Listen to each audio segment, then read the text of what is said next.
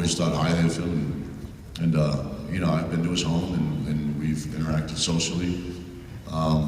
But no, after he left, and I don't want to really comment on why he left because I just don't know, you know, and I don't want to buy into all the rumors. But you know, no, there was never any heat between CM Punk and I don't think there is now. You know, he left for his own reasons that I don't think had anything to do with me personally. Would you ever spar him in a BJJ match? I'd kill him. Yeah. Thanks. That breaks the one question rule, but I would allow that one. That was a good one. Hey. Having done Man with the Iron Fist, do you see yourself doing more of the martial arts movies? Yeah, I'm actually already signed on to do we're going to do a remake of Kickboxer. Which is old John Carpenter classic. So I will be the updated Tom Poe. Which I'm very excited about. Hey there. Hi Dave. Yeah. How do you feel working with Vin Diesel again and Bradley Cooper?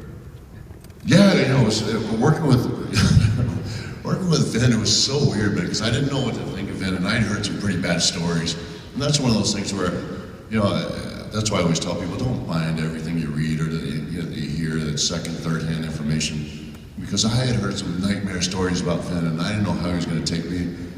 And the first time I walked on set, he was shooting, and he was breaking, he looked over and he saw me, and he literally jumped out of his chair and said, Batista, came up and gave me a big hug and acted like he had known me for years.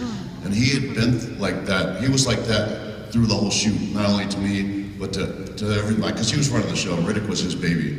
And he couldn't have been any nicer and any more courteous than he was.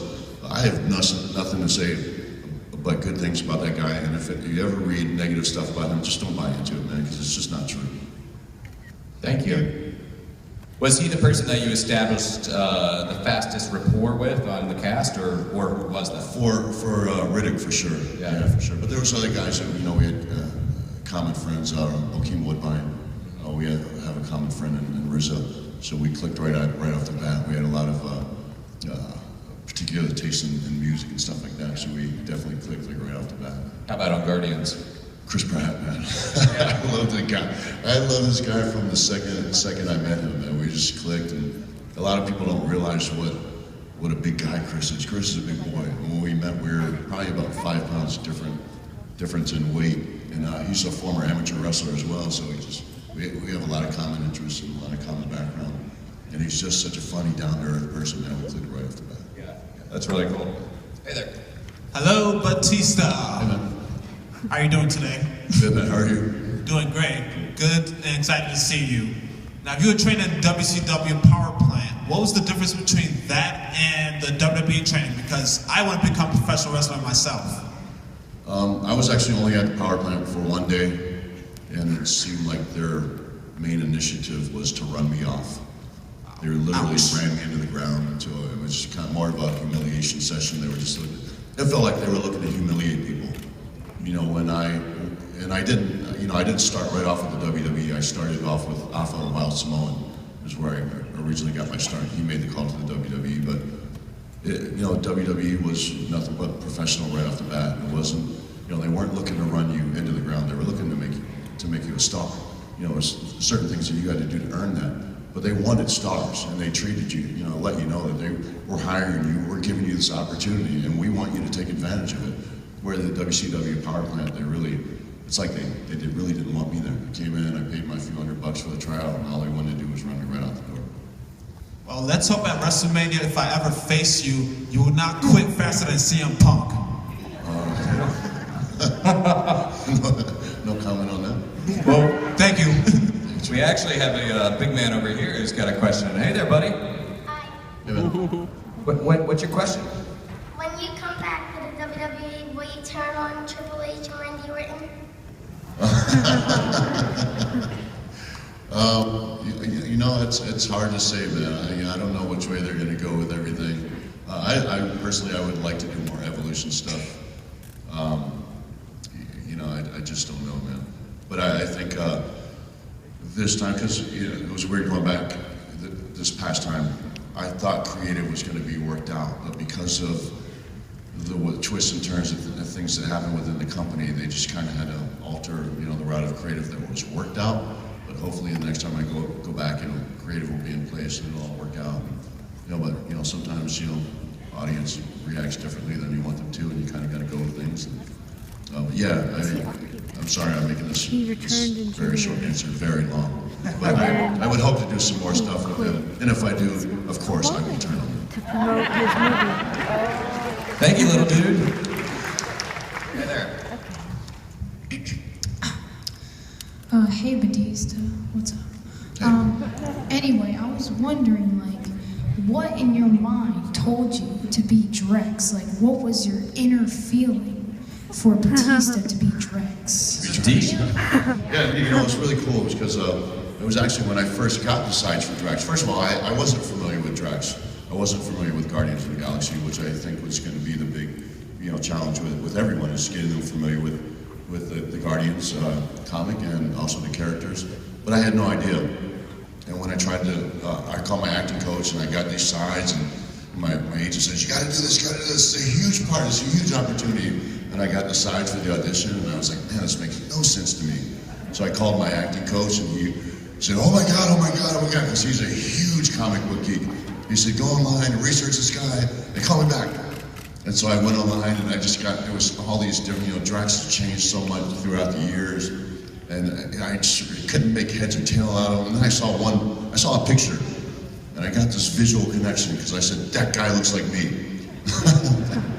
But anyway, so I called him back, and we started going over the lines, and they started to make more sense to me because my acting coach started to fill me in on the backstory. So anyway, what I loved about Drax is an emotional roller coaster. So he's a dream part for me, because I've been dying to actually do some roles where I'm actually acting, where I have an emotional range, because I haven't been able to show that, in my previous projects. So when you see Drax, you'll really get what I mean. But Drax is an emotional roller coaster, to put it lightly. All right, cool then. I hope that makes sense. It makes sense. Okay, cool. See ya. Thank you. We actually have another question from the Frankly Chat app. This is from Teresa. Teresa says, well, you mentioned it took a long time to put the makeup on. How long did it take to get it off?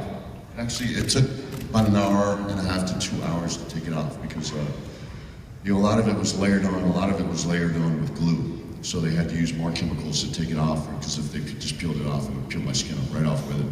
So it actually was even a long process to take it off. And I was, every day throughout the shoot, I was the first guy on set and the last guy to leave.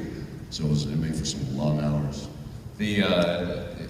After doing a tiring day on set, probably the last thing you want to do is sit and have makeup removed from you. So were you passing out? No, it was actually, I had looked forward to that. That was kind of the relaxing part of the day, when the day was just over and everybody was in a good mood because they know they were about to go home. so no, it was good. It was very, I looked forward to that, just kind of relaxing in the chair. The day was over, and get the makeup off, you feel clean. I always look forward to that. Did you keep the contact lenses?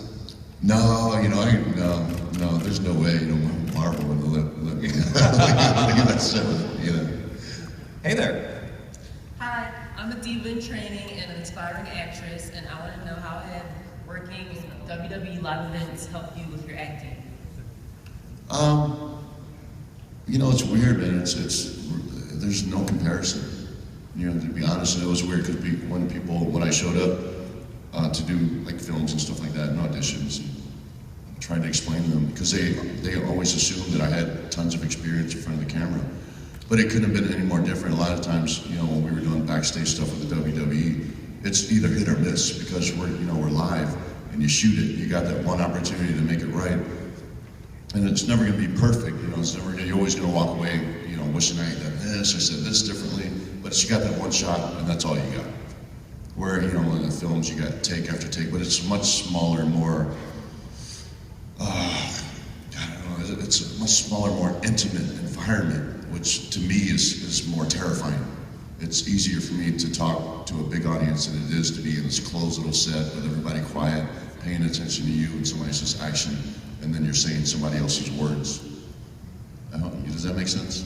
It does. It's very different. In wrestling, it's very conversational. You know, when you go out and speak, or even stuff you do backstage, is very conversational, and not so much in films. Thank you. Thank you. Hey there. Hey, Batista, what's up?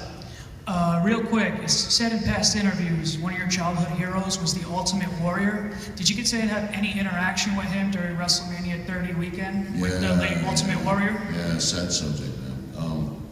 Because I did. I met him for the first time at WrestleMania 30, and of course everybody knows. You know, a few days later he was gone. So yeah, that was the first time I ever met him, and we had a really nice conversation. And yeah, it is what it is. I mean, it's kind of, it's just sad. You know, Thank you. We're just getting a tea announcement. We have tea on the stage. It's a very important announcement. So, yes, sir. Hi. Hi. I'm actually part of the Frankly social team. Oh, it's Mr. Frankly. It's not. Now, if there was a Civil War type battle between wrestling fans and comic book fans, which side would you fight with and why? Oh man, You gotta be honest. right on the spot. Yeah, why not? I don't know. I'd probably just start beating up myself. Be really hard to choose a side. You'd be your own worst enemy. I guess I'll just start beating myself. Yeah, I don't know, man. Maybe a little of both. Yeah, it'd be kind of a perfect wrestling storyline. And just start fighting for the wrestling guys and turn on them. We'll probably see that crossover at some point in the future, I think. Hey there, Superman has a question right here. I'm excited about this. Hello, Batista. Hey, buddy. Do you think you're gonna be in the Avengers? And this is only speculation, but of course I hope so. Because I've read into stuff, and I, you know, the storylines, you know, from the comics, and why Drax was created to kill Thanos. And so, you know, I'd be lying if I didn't say that I was hoping that it all goes that route.